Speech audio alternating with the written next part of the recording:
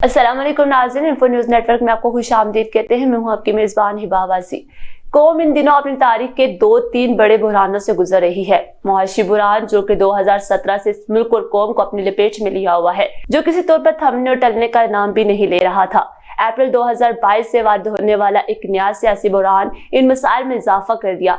मुसलाधार बारिश और सैलाब के बायस मुल्क भर में हलाकतों की तादाद 1061 हो गई, जबकि मुतासरीन की मजमूई तादाद 33,46,000 से तजावज कर गई। सैलाब की जद में लाखों घर और इमलाक मुकम्मल मलियामेट हो चुके हैं, जबकि लाखों एकड़ पर खड़ी अराजी मुकम्मल तबाह हो गई।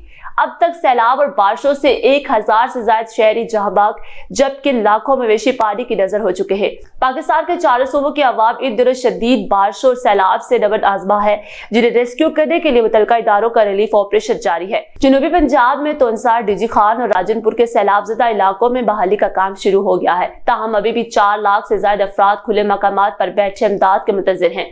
24 घंटों के दौरान मजीद 28 अफराद लुकमा अजल बन गए, जिसके बाद 1061 अफराद की हलाकतों की तस्दीक हो चुकी है।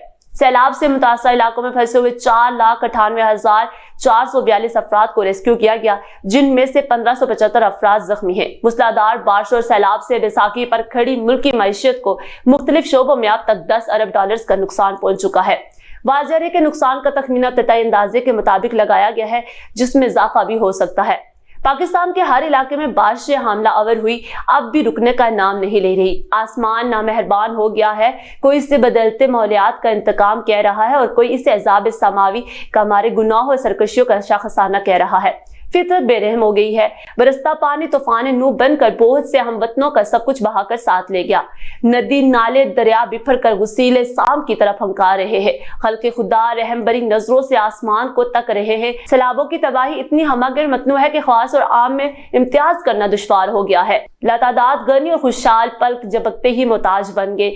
सैलाबों ने इस्लामी जमहूरिया पाकिस्तान के हर कोने में शिकायतों, इज़्ज़ों और दुखों में इजाफा कर दिया है। कोई दुख बरे और कोई दुख ले, जिनमें अपने वडेरे का नाम लेकर शिकायत कर रहा है। उसने अपनी जमीनों बचाने के लिए सरकशी सैलाब पानियों का रुख हमारी तरफ मोड़ दिया है, हमें बर्बाद करके रख दिया है। कोई शिकायत कर रहा है कि अगर अपने ऐलानात के मुताबिक खैबर पख्तूनख्वा में अरबों की तादाद में दरख्त लगाए गए होते तो सैलाबी पानियों की तबाही इस कदर न होती। सोशल मीडिया ऐसी शिकायत से भरा पड़ा है। ये भी कहा जा रहा है कि अगर आज कालाबाग डैम बनाया होता तो शायद सिंध में सैलाब इतनी बर्बादी न मचा सकते। अफसोस का मकाम है कि पाकिस्तान के अहले ज़र और दौलतमंद सियासतदानों और हुक्मरानों ने इखलास और मोहब्बत से सैलाब ज़दगान की मदद इमदाद के लिए अपनी तजोरियों के मुंह नहीं खोले हैं। जिस पाकिस्तान से इनको अपनी कमा मुक्तदरीन अरबों रुपए तजोरियां बरी हैं, उसी पाकिस्तान और उसके मुसीबत ज़दा अवाम की दस्तगीरी और अनात करते हुए इनके हाथ कांप रहे हैं।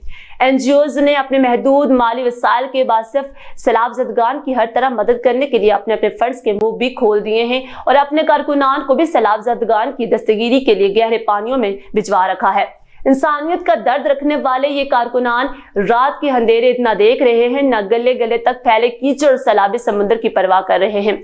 वहीं पर पाकिस्तान में जगह जगह कैंप लगाकर आवाम से भी डोनेशन की अपील की जा रही है। इस मुश्किलात में आवाम अपने दुखी भाइयों की मदद करे। आइए सब मिलकर उनका साथ देते हैं। फिलहाल वक्त के लिए इतना ही। मजीद अपडेट जानने के लिए देखते रहिए इंफो न्यूज़ नेटवर्क।